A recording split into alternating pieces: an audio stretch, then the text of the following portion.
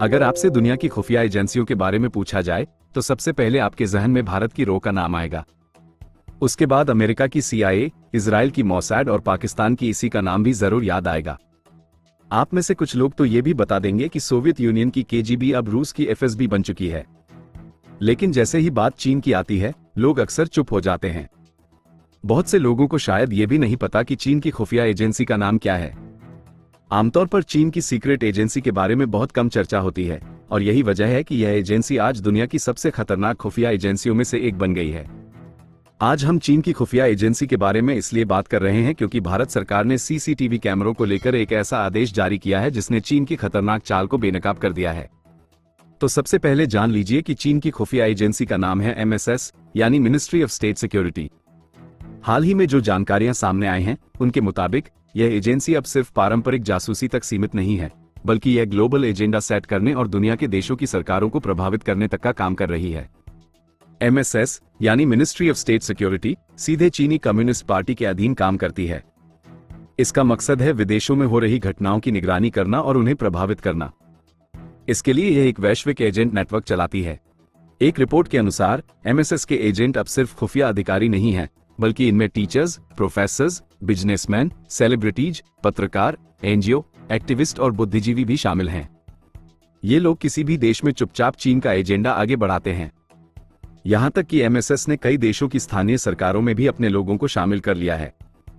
ये लोग सरकार में रहते हुए चीन के पक्ष में नीतियां बनवाते हैं। इसके जरिए चीन न सिर्फ जासूसी करता है, बल्कि विचारधारा का ब्रेन वॉश भी करता है। आपने भारत और अमेरिका में कई बार ऐसे प्रदर्शन देखे होंगे जहां ढपली बजाकर आजादी के नारे लगते हैं। कई विशेषज्ञों का मानना है कि इन प्रदर्शनों के पीछे भी कहीं न कहीं चीन का दखल हो सकता है।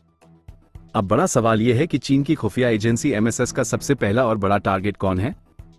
तो जान लीजिए, सबसे पहले चीन के अपने ही नागरिक जो विदेशों में रहते हैं MSS के निशाने पर होते हैं। चीन को डर है कि ये लोग देश की अंदरूनी बातों को दुनिया को न बता दें। इसके बाद अमेरिका और भारत का नंबर आता है। चीन अपने नागरिकों की गतिविधियों पर नजर रखने के लिए हर संभव तरीका अपनाता है। यहां तक कि चीन के लोग सिर्फ चीन में बने सोशल मीडिया ऐप्स ही इस्तेमाल करते हैं, ताकि सरकार हर चीज पर नियंत्रण रख सके।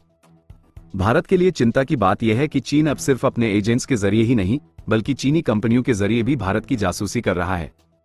चीनी गैजेट्स, मोबाइल्स, ऐप्स और स्मार्ट डिवाइसेस भारत में लोगों की बिहेवियर और चॉइसेस को रिकॉर्ड करते हैं। इन डिवाइसों के जरिए यह समझा जाता है कि भारत के लोगों की पसंद और नापसंद क्या है। फिर उसी के हिसाब से ब्रेन वॉश की प्रक्रिया शुरू की जाती है। इन बढ़ते खतरों को देखते हुए भारत सरकार ने अब CCTV कैमरों के नियमों में बड़ा बदलाव किया है। अब भारत में CCTV कैमरे बेचने वाली चीनी कंपनियों को अपने हार्डवेयर, सॉफ्टवेयर और सोर्स कोड को सरकारी लैब में परीक्षण के लिए जमा कराना होगा। पिछले साल एक रिपोर्ट में साफ कहा गया था कि चीन की कई कंपनियां भारत में जासूसी कर रही हैं और इसके पीछे सबसे बड़ा हाथ MSS यानी मिनिस्ट्री ऑफ स्टेट सिक्योरिटी का ही है।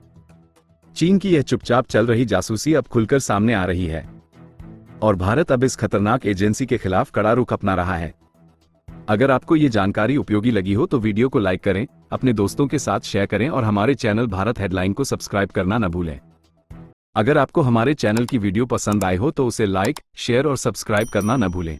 वीडियो को अंत तक देखने के लिए आपका धन्यवाद।